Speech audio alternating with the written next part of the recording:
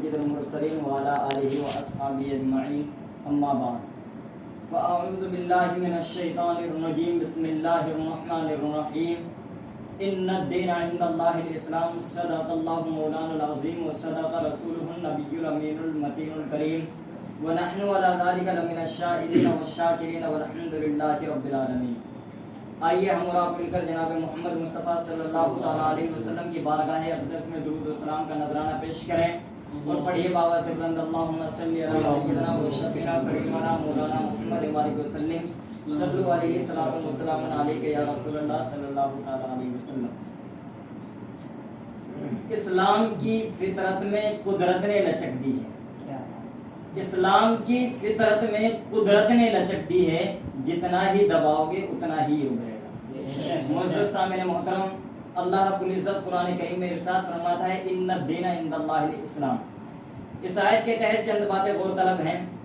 ایک یہ ہے کہ دین اسلام ہے کیا، دوسری بات یہ ہے کہ اللہ رب العزت کے نزدیک عزیز تر دین اسلام ہی کیوں، دوسری بات یہ ہے کہ اسلام زد پر کیوں۔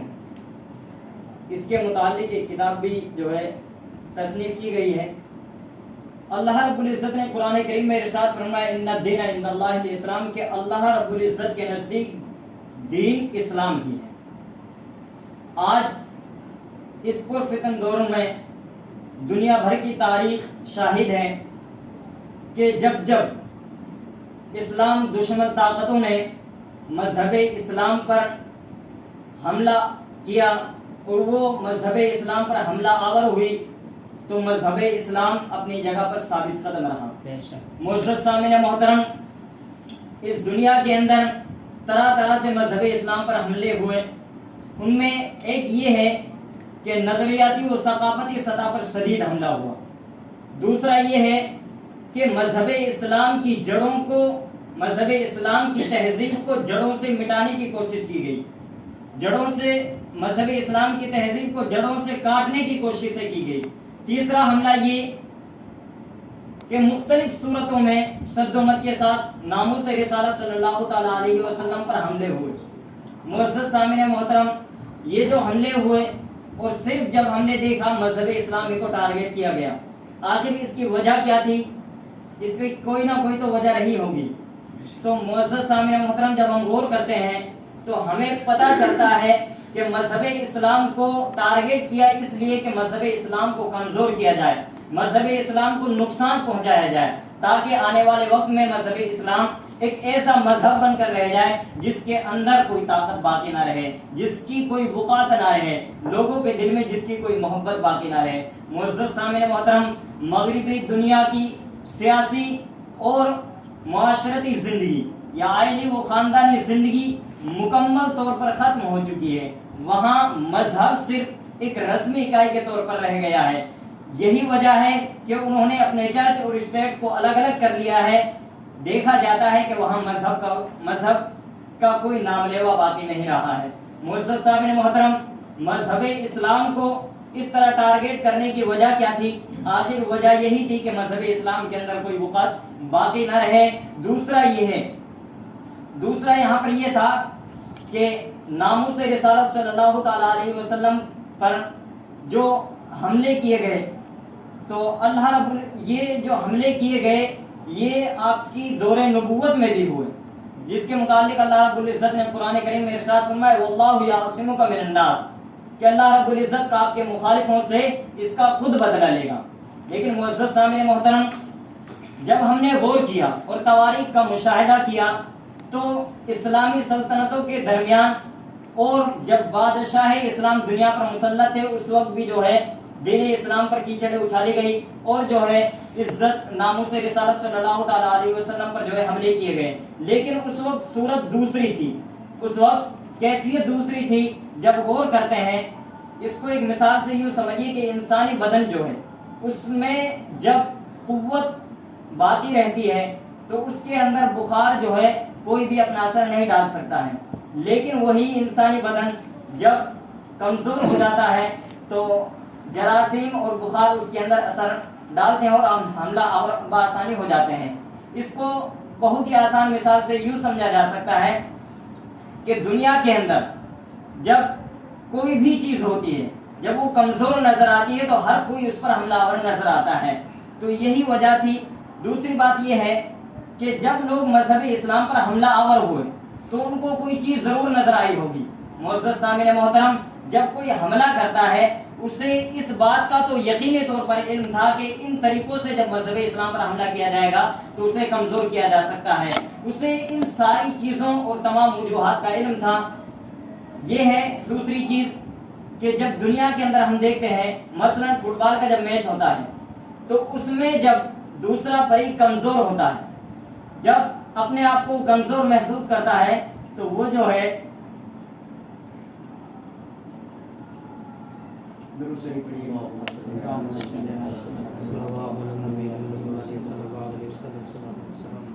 معزز سامعین محترم، جب دوسرا فریق اپنے آپ کو کمزور محسوس کرتا ہے تو وہ جو ہے گول کرنے پر فوکس نہیں کرتا ہے بلکہ وہ اپنے بیک سائیڈ کو مضبوط کرتا ہے.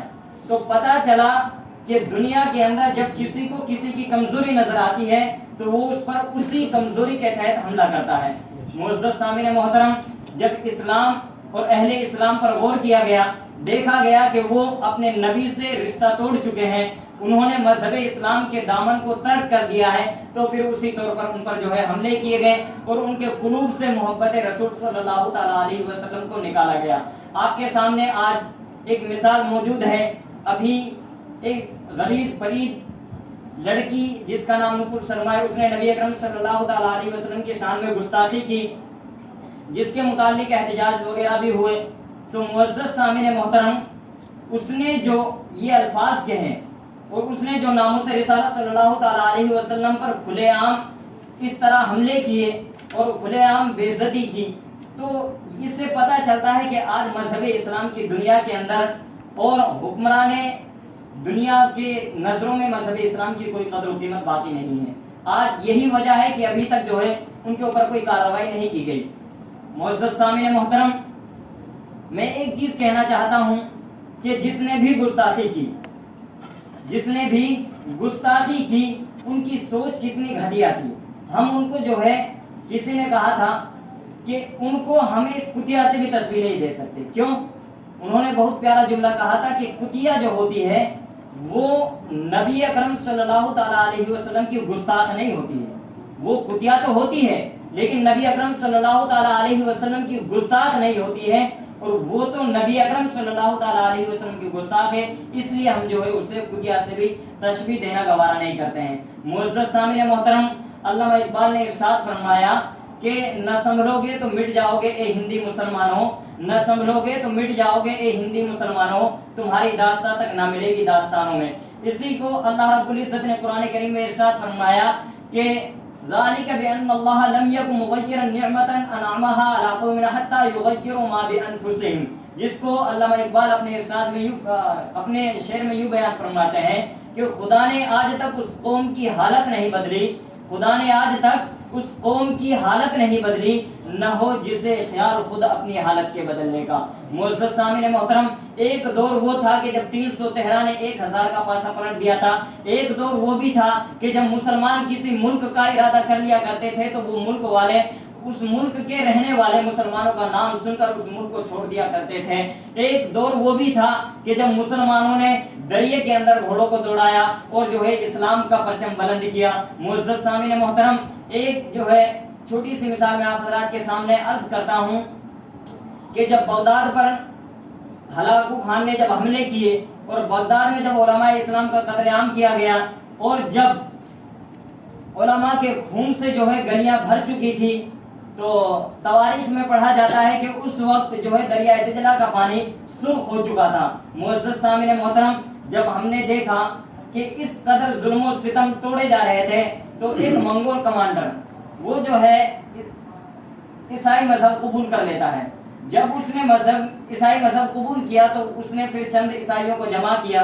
جمع کرنے کے بعد ایک خطاب کیا اور اس خطاب میں اس نے نبی اکرم صلی اللہ تعالی علیہ وسلم کی ناموس پر جو ہے انگلی اٹھائی اور حضور نبی اکرم صلی اللہ تعالی علیہ وسلم کی شان میں گستاخانہ الفاظ کہے. تو اس مجمع کے اندر کسی نے اس سے کچھ نہیں کہا، لیکن ابن حجر فرماتے ہیں کہ جب وہ گستاخانہ الفاظ بول رہا تھا تو اسی اسنے میں ایک جو ہے کتا اس کے پاس کھڑا ہوا تھا. جب اس نے گستاخانہ الفاظ بولے تو وہ کتا بھونکنے لگا. تو لوگوں نے کہا کہ تم مسلمانوں کے نبی پر جو ہے اس طرح انگلی اٹھا رہے ہو، اس کی وجہ یہ ہے کہ یہ تم کو بھونک رہا ہے.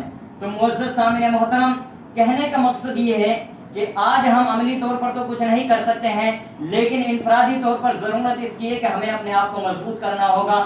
اور جو ہے ایک یہ بھی کہا جاتا ہے کہ جب مسلمان کے اندر جب اس کے نبی کی شان میں گستاخی کی جائے، اگر وہ عملی طور پر کچھ نہ کر سکے تو اسے جو ہے دل میں برا محسوس ہونا چاہیے. اگر اس کے دل میں برا محسوس نہ ہو اور وہ دل میں بھی جو ہے برائی محسوس نہ کرے تو سمجھ لو کہ وہ ایمان پر باقی نہیں رہا، اس کے دل میں جو ہے ایمان باقی نہیں ہے. معزز سامعین محترم، آج ضرورت اس بات کی ہے کہ ہم دامن مصطفیٰ صلی اللہ تعالیٰ علیہ وسلم سے وابستہ ہو جائیں اور احکام قرآنیہ پر عمل پیرا ہو جائیں. اللہ رب العزت سے دعا ہے کہ کہنے اور سننے میں جو غلطی ہوئی اسے اللہ رب العزت اپنے کرم سے معاف فرمائے. وما علینا الا البلاغ. السلام علیکم ورحمۃ اللہ.